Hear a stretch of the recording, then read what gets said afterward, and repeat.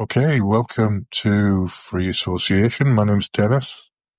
What's going on with my network? Network unstable, it says.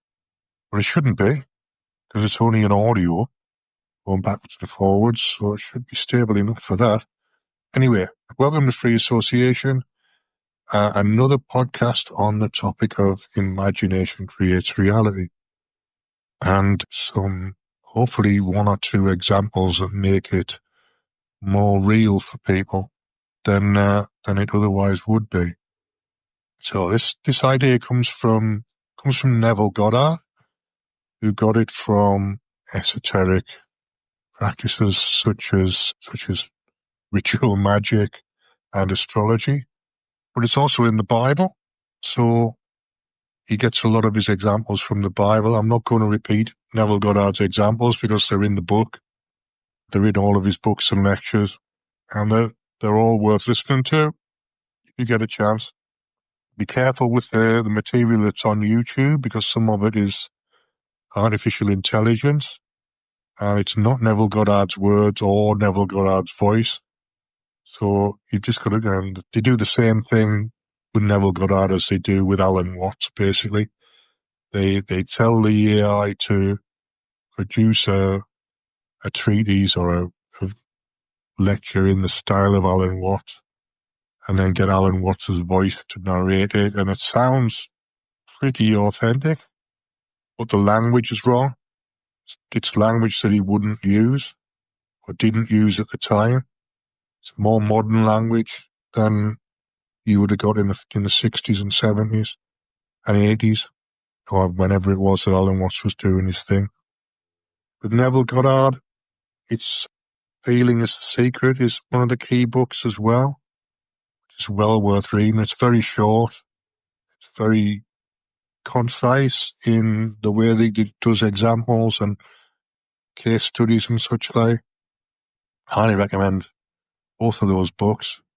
In fact, all of his books. Don't worry too much about the stuff that's on YouTube. Just go buy the books and then find the lectures that are directly coming from the books.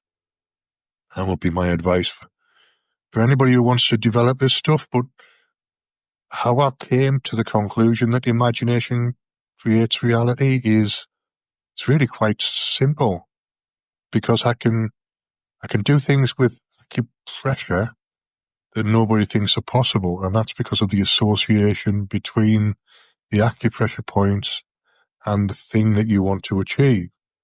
So that, although there's some physiological reasons for it working as well, part of it comes from somebody's imagination. It's correlation and associations between physical points and psychological effects. Because it's a psychological effect, it's almost always coming from somebody's imagination.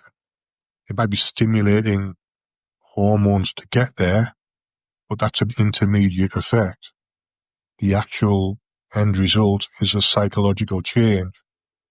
So there are physiological connections that make this possible, but the principle behind it is imagination creates reality.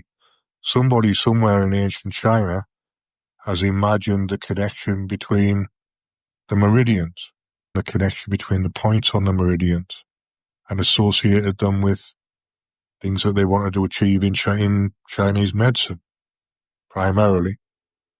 And the same applies to the chakra system. Chakra system is the hormone system, it's the endocrine system, primarily. So it's possible to manage hormones using the chakras and intentionality. And intentionality is one of the keys to everything. So the two things together suggest to me that it's more about imagination than it is about physiology. So that's where I came to the conclusion that imagination creates reality. But it's useful to know that Neville Goddard came to the same conclusion, and a lot of other people have come to the same conclusion. It's not just me. So that's all I wanted to say, really. I'm trying to give examples as much as I can, and these short audio files would are enough to give one or two examples. All right, that's enough for me. Thanks for listening, and I'll see you a bit later.